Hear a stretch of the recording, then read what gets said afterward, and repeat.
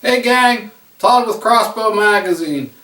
Today I want to go over the R500 by Ravin Crossbows. We just got this bow in, so I thought we'd go over some of the manufacturer specs and some of the nuances of this particular crossbow. This bow comes fully assembled. All you have to do is put the scope on it and it's ready to go. It's a very compact bow. I was a little surprised by that because up until this point I've only seen pictures of it. It looks pretty robust up front, but when you get it in your hands I'm surprised how compact it really is. It's 28 inches in length from the front of the limb to the stock, 7.5 inches wide uncocked, about 3.5 inches wide when it's cocked, and I'll show you that when we cock it here in a minute. The bow weighs 8.4 pounds, and that is a bare bow. Now I've got the quiver and the crank handle on here, and I put a sling on it earlier and weighed it, and it weighs about 10.5 pounds, which is kind of heavy for a crossbow, but it balances really well. I'm surprised how well it balances for its weight. Some of the nuances of it that I think guys will like: it has the full Picatinny scope rail on it. Very solid, doesn't have that diving board effect that a lot of guys have started complaining about since we've gone to these range finding optics that are a lot longer. So I think guys will like that. This particular scope has the speed adjust dial from 400 to 550 feet per second.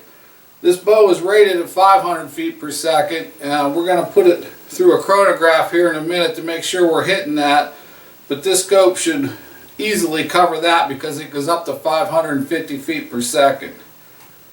The reticle on this optic starts at 30 yards, so basically what they're telling you is this bow will shoot flat from 0 to 30 yards, and then it will pick up at 10-yard increments all the way out to 100 yards.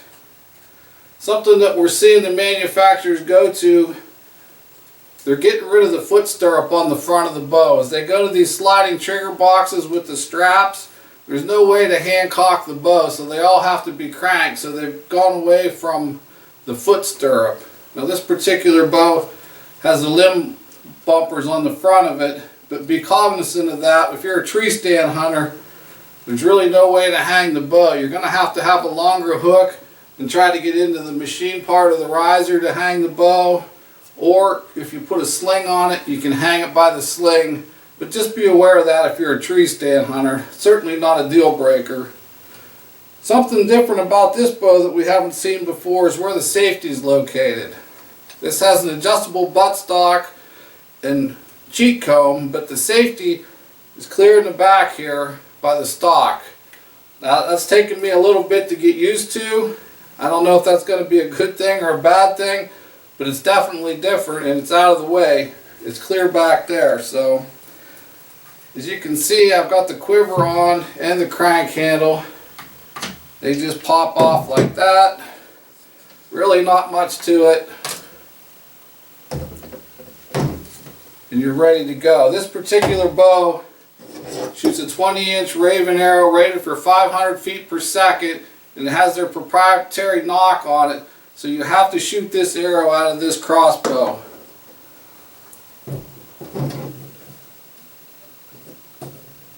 Where the crank handle inserts into the stock, it's magnetized, so that holds it there. So that's pretty nice. You just slip the crank into there, and when you're ready to cock the bow, you just turn it counterclockwise until you hear it click onto the string.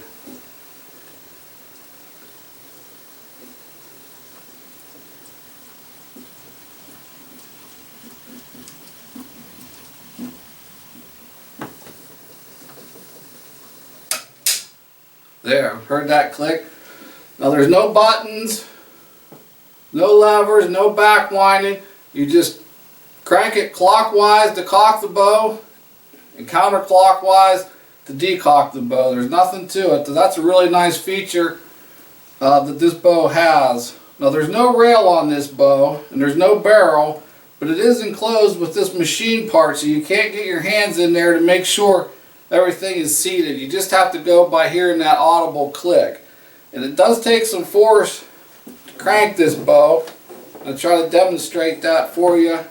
And we can count to see how many revolutions it takes. But there is a little bit to get this bow cranked, but it is shooting 500 feet per second. So let's start it and see how we go here. Alright.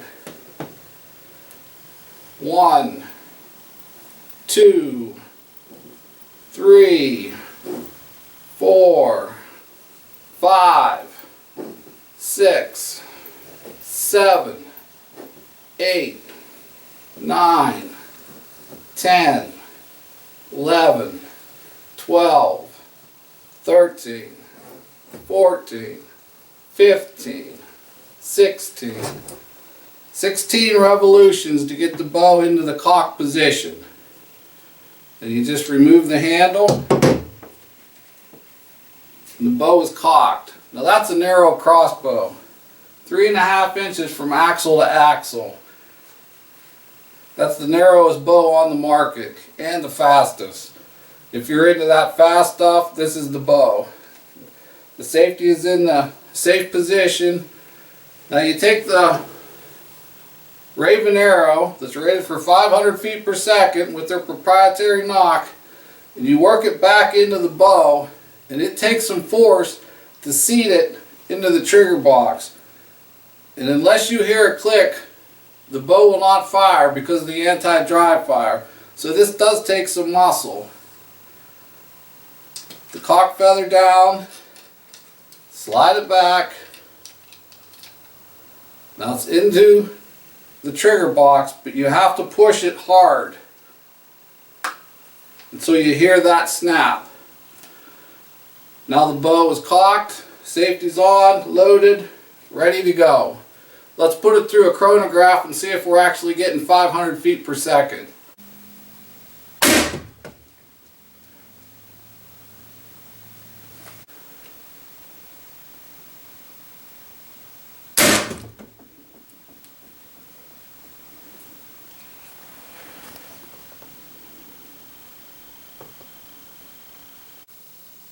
Well, there you have it, folks.